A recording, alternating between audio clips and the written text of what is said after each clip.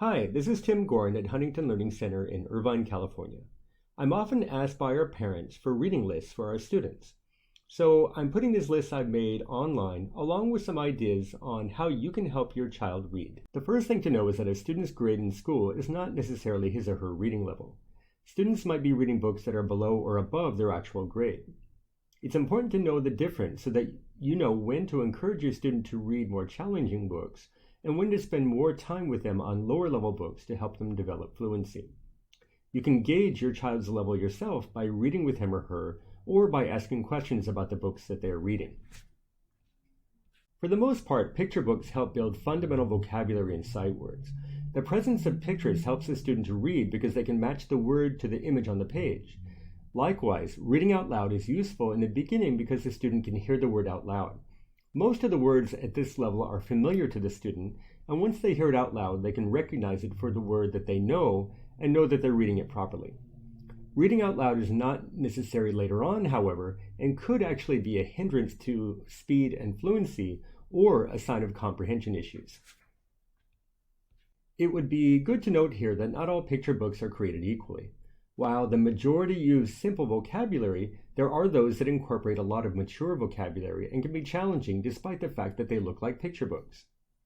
Likewise, there are chapter books that use simple vocabulary and don't really tax a child's vocabulary or help them learn new words.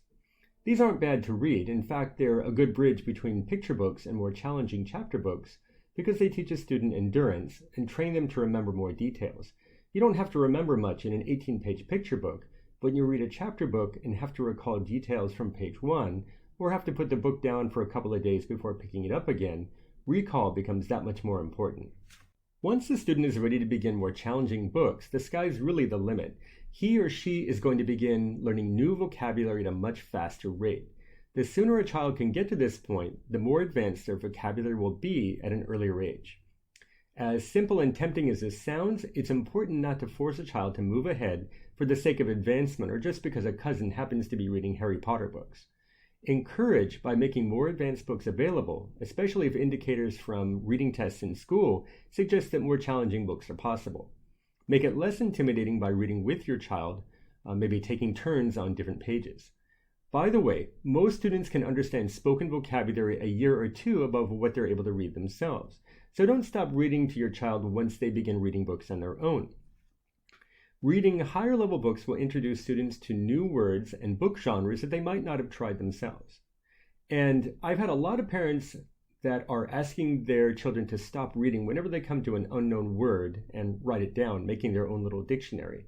While this might be useful in some ways, it's more like homework than reading. You're potentially damaging your child's interest in reading, as well as their ability to develop vocabulary and context skills which they'll need later on. If you still like this approach, you could always have the student write down the words after they finish reading so that they don't interrupt the story as they're going along. Well, that's it. Best of luck. Please take a moment to like this video and share it with your friends and family. Links to books are also listed below. If you have any questions or comments, please leave them below as well. Thank you.